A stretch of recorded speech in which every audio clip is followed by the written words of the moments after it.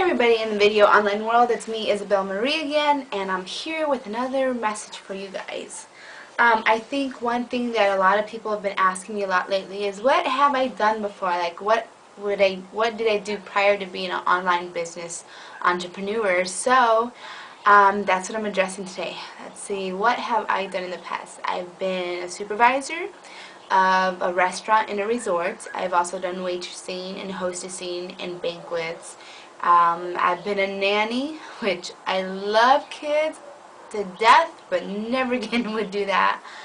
I've been a dancer, not the ballet type, and I really don't feel bad about that.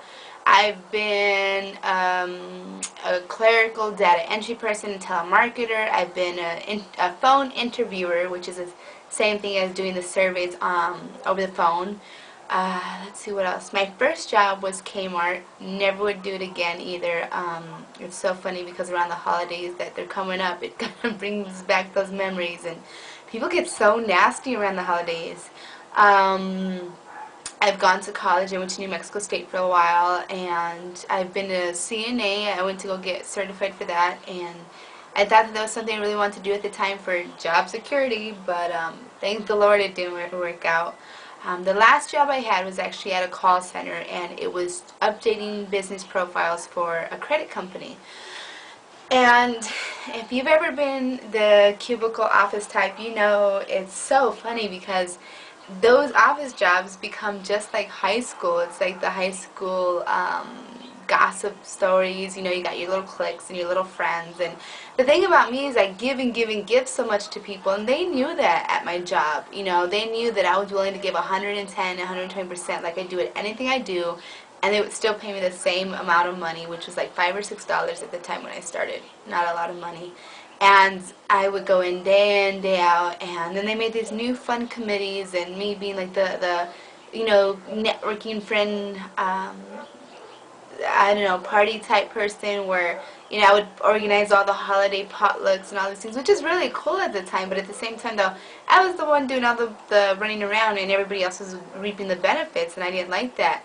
So to make a long story short, I remember being at the cubicle day in and day out, and you know, you have your little people you're associated with, and I would put things on my little cubicle, and it was so funny because it's like after a while you just accumulate crap and you don't even know where it came from. But I remember the one thing that would bother me the most about sitting there was watching my son, you know, looking at his pictures and just thinking about what is he doing. He was at daycare at the time, and it killed me to drop him off at daycare, you know. And I remember the first time I dropped him off, and I was like so sad, you know. I started crying, and I went and dropped him off, and then I was at the door crying, and then I went back to the door and gave him, you know, blew him a little kiss, and I had to hurry up and run to work for fear of being late and getting in trouble. And it just killed me because I was thinking, like, you know, somebody else is holding my son, or you know, taking him to the restroom, or you know, giving him snacks, and here I am just looking at his pictures while somebody else is raising him, and it just hurt so bad. And I feel like I hated feeling that I wasn't there for my own child, that I was spending the most amount of time with the people I love the least, and the least amount of time with the person I love the most. You know, it doesn't resonate with me, and I don't know if that sounds familiar or not. And I felt really horrible because it's like I was at the same job every day and not doing anything great. I wasn't accomplishing anything or changing the world or showing my son how to do better, and it killed me. And I in my MySpace story I say, you know, me going to that job day in and day out was like drinking a poison every day that I knew would one day kill my body like it did my soul already.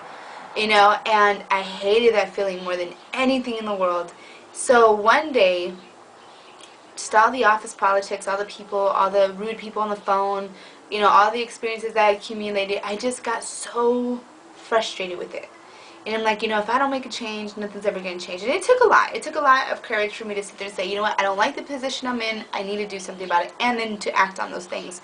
So I remember the day, it was Friday in April of 2005.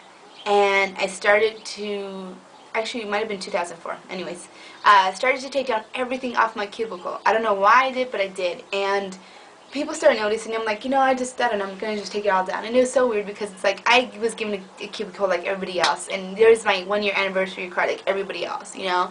And when I took down everything, it's just like a weight lifted off inside of me, and I kept thinking, like, the sad part was, whether or not I showed up on Monday didn't matter to anybody, and not even me. You know, I just realized that I was just as blank and duplicatable and as empty and as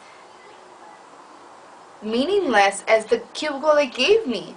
And whether I quit or not, it wouldn't matter, because if I quit, my seat would be replaced like it had so many times before and so many times after. And I hated that feeling. I really did. So I went home and I was like, you know what, screw this. I'm not going to think about it anymore. I'm going to have a great weekend with my son, and depending on how I feel Monday, I have a job or not. And Monday came, and I got all ready, and I was doing the whole primping and stuff, and my son, I mean, I had to get him up at like 5:30 in the morning to have him at daycare by 7 to be at work, by 8. So I got all that and stuff, and he was so tired. Every day he was so tired, and he was only, I think, 2 or 3 at the time. So finally, I picked him up, and right away he fell asleep back in my arms. And I'm like, what am I doing? It all just kind of occurred to me, like, what am I doing to my son? Pobrecito, by the time I get home, I'm already tired. The day's already gone. I have like an hour or 2 with him, and then he goes to bed. And then I have to go to bed, And I sat there on my couch. I held him. I felt like just so relieved. And I didn't even cry. I didn't even feel like any bad emotions. I said, you know what? Screw it. I'm not going back. This is where my son belongs. This is where he's going to stay. And, for 2 weeks they went after me, and they tried to get me to come back to this great job that they kept talking about. I don't know what job they were talking about, because that wasn't the one I had. And I couldn't do it. So then I went on unemployment, and I went back on welfare, to see about what else I can do out there. And they have this, you have to go fill out all these applications and stuff. But it pained me to fill out applications at the mall and stuff. And I knew that first of all, they didn't want to hire because they were going to get all the young high school students. I kept being told I was too overqualified, and second of all, my heart wasn't there. So I waited, and I waited, and I waited, and I waited, and I waited for almost, actually it was a year to the date, April the next year.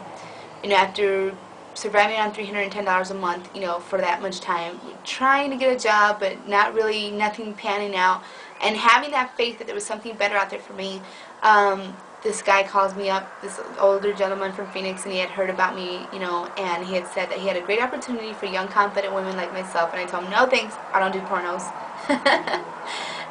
But long story short, that was the beginning of my network marketing career. That was the beginning of my home-based entrepreneurship, and that was the beginning of the rest of my life.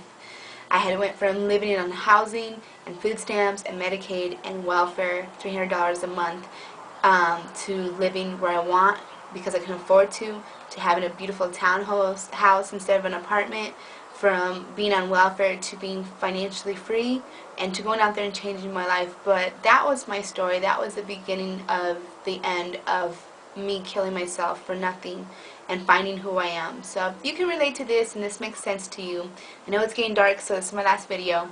Find me. I'm at www.myspace.com/Miss MS_Izzy ISSY, or at youtube.com/quick QUIKWITTEDWOMAN, or email me at ISABELMarie ISABELMARIE 1313 If you can relate to this story and you want to quit your dead-end job and you want to take control of your life and you want to know how by somebody who's been there before and has done what I'm doing now, has been successful at home, and can show you how, find me. Hakuna Matata, God bless, and no matter where you go in life, always, always, always remember that there's better around the corner. Just have that faith. I'll leave you with one of my quotes, and I think the one I like is, for those who say it can't be done, those who say it can't be done shouldn't interrupt the ones doing it.